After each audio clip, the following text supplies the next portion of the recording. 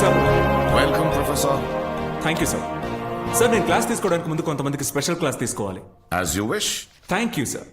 వెనక ముందు చూసుకోకుండా నాతో కలిపి చాలా మందికి రాంగ్ అడ్మిషన్ ఇచ్చారు.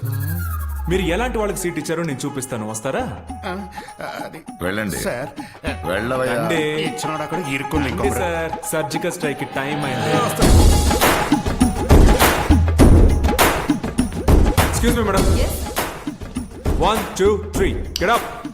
Come on. ఎందుకులా నిలబడతారు? కూర్చోండి రే.